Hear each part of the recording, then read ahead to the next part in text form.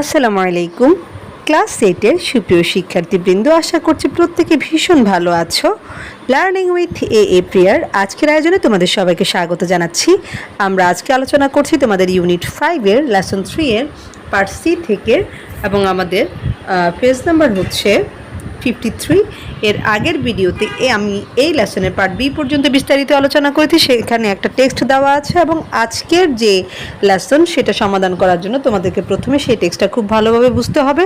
তোমরা এখনও যারা সেই ডান্সিং বিয়ারের টেক্সটটা পড়োনি, তোমরা চাইলে আমার প্লেলিস্টে গিয়ে দেখে নিতে পারো, এবং প্লেলিস্টের লিঙ্কটা আমি কমেন্ট বক্সে দিয়ে রেখেছি।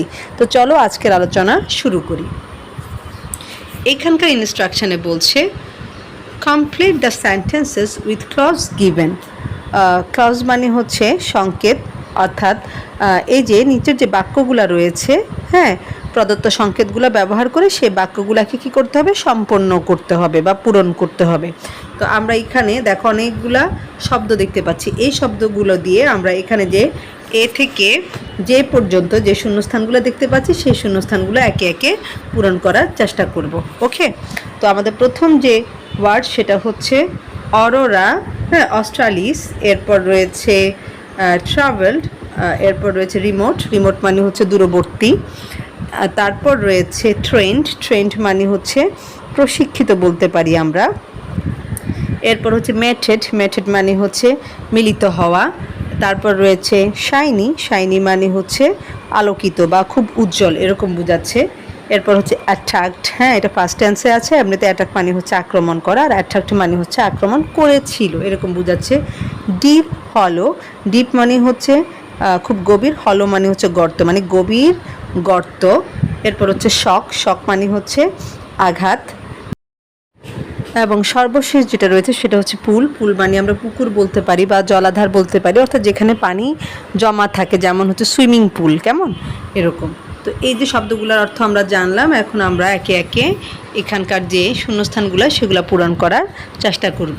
তো প্রথমটাই বলছে the bears were dash to perform circus tricks, অর্থাৎ এই যে বিয়ারগুলোকে সার্কাসের কসরত দেখানোর জন্য কি দেওয়া হয়েছিল, প্রশিক্ষণ দেওয়া হয়েছিল। তো প্রশিক্ষণের ইংরেজি হচ্ছে ট্রেন্ড। ওকে, সো এখানে এতে বসাবো কি আমরা, ট্রেন্ড।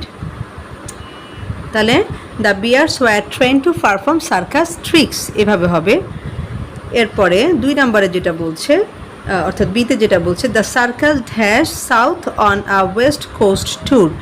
এই যে সার্কাসটা এটা কি করলো, পশ্চিম উপকূল ধরে কি করলো, দক্ষিণের দিকে কোথায় গেল, ভ্রমণে গিয়েছিল, বা সার্কাসটা পশ্চিম উপকূল ধরে দক্ষিণের দিকে ভ্রমণ করতে গিয়েছিল বা ভ্রমণে গিয়েছিল। তাহলে ভ্রমণের ইংলিশ কি, ভ্রমণের ইংলিশ হচ্ছে ট্রাভেলড।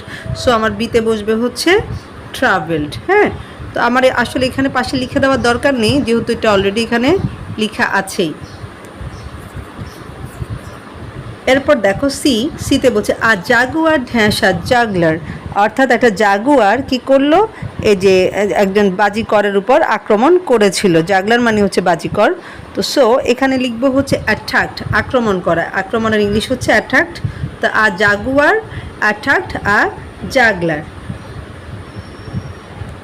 এরপর যেটা বললো সেটা হচ্ছে the show people disbanded in dash, এই যে শোয়ের যে লোকেরা বা সার্কাসের লোকেরা তারা যে বিচ্ছিন্ন হয়ে গেল, কেন বিচ্ছিন্ন হয়ে গেল, তারা ভয় পেয়ে বিচ্ছিন্ন হয়ে গেল। কেমন, যখন দেখলো যে জাগুয়ারটা জাগলারকে অ্যাটাক করলো, তখন তারা অত্যন্ত ভীত হয়ে গেল, এবং এই ভয়ের কারণে তারা বিচ্ছিন্ন হয়ে গেল।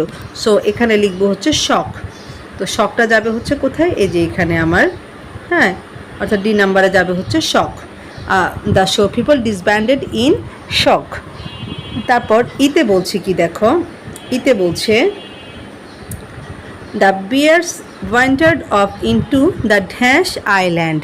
এই যে ভাল্লুকগুলা তারা কি করলো, কোন দ্বীপপুঞ্জে ছড়িয়ে গেল, তারা হচ্ছে দূরবর্তী দ্বীপে চলে গেল, তাই না। তো দূরবর্তী মানে হচ্ছে রিমোট। সো এখানে আমরা বসাবো হচ্ছে রিমোট। হ্যাঁ, the bears wandered off into the remote islands, অর্থাৎ এই যে ভাল্লুকগুলা এরা দূরবর্তী দ্বীপগুলোতে চলে গেল।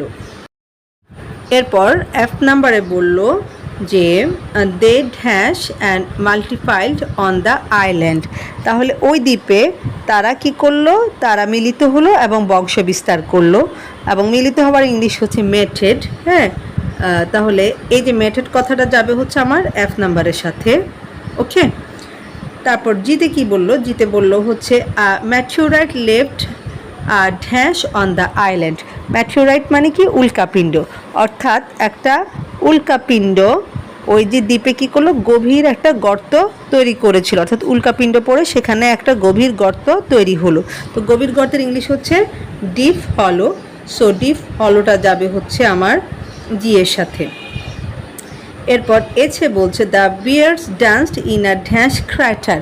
ক্র্যাটার মানে হচ্ছে গর্ত, অর্থাৎ এই যে ভাল্লুকগুলা গর্তের মাঝে নাচতে লাগলো। তো কেমন গর্ত, ওটা ছিল খুবই আলোকিত, সেখানে অনেক বেশি আলো ছিল, তাই না? ওই গর্তে প্রচণ্ড আলো ছিল এবং ওই আলোর কারণে তারা নাচতে শুরু করলো। সো এখানে আমরা লিখব হচ্ছে শাইনি। শাইনি ক্র্যাটার মানে আলোকিত গর্ত। তো আমার এই যে শাইনিটা, এটা যাবে হচ্ছে কোথায়, এটা যাবে হচ্ছে আমার এর সাথে। তাহলে the bears danced in a shiny crater. এরপর আইতে কি বলছে দেখো, আইতে বলছে the light from the moon fill the crater with the dash of moonlight. এই যে চাঁদ থেকে আসা আলো এই জায়গাটাকে, এই গহ্বরটাকে কী করলো, আলোকিত করে তুললো, অথবা চাঁদের আলোয় ওই যে জলাধারটা বা ওই জায়গাটা, আমরা এখানে জায়গা বলবো বা গর্তও বলতে পারি, ওই গর্তটা চাঁদের বন্যায় ভেসে গেল। সো এখানে লিখবো হচ্ছে পুল। হ্যাঁ, এই যে পুল যাবে হচ্ছে আমার এখানে। তাহলে দেখো the light from the moon, অর্থাৎ চাঁদ থেকে আসা আলো বা চাঁদের আলো, ফিল দ্য ক্র্যাটার গর্তটাকে পরিপূর্ণ করলো, with the dash of moonlit, pool of moonlit, অর্থাৎ চাঁদের বন্যায় ওই জায়গাটা আলোকিত হয়ে গেল বা অনেক বেশি আলোকিত হলো, এরকম বলতে পারি। তারপর সর্বশেষ যেটা, সেটাতে বলছে they danced under the moon and the dash. তারা হচ্ছে চাঁদের আলোর নিচে নাচতো। আর কোথায় নাচতো, এখানে আমরা দিব হচ্ছে একদম প্রথম যে শব্দটা আমাদের রয়েছে সেটা, যে অরোরা অস্ট্রালিস। অরোরা অস্ট্রালিসের নিচে এবং চাঁদের আলোর নিচে তারা নাচতো। তো অরোরা অস্ট্রালিস এইটা হয়তো বা তোমাদের জন্য একটা নতুন শব্দ। এটা এক ধরনের আলো, হ্যাঁ, যেটা হচ্ছে বিশেষ করে দক্ষিণ মেরু অঞ্চলের আকাশে সবচেয়ে বেশি দেখা যায়। ধরো নিউজিল্যান্ড, অস্ট্রেলিয়া, হ্যাঁ, অ্যান্টার্কটিকা, এই জায়গাগুলোতে এই অরোরা অস্ট্রালিস দেখা যায়।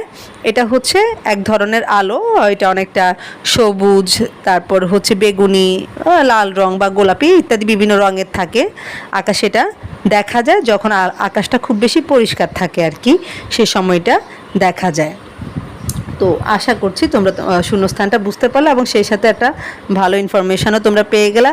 আর অরোরা অস্ট্রালিস সম্পর্কে তোমরা যদি আরও বেশি জানতে চাও, হ্যাঁ, তাহলে হয়তো বা ইউটিউব বা গুগলে তোমরা সার্চ করে দেখতে পারো, অনেক বেশি ইনফরমেশন সেখানে নিশ্চয়ই পাবা।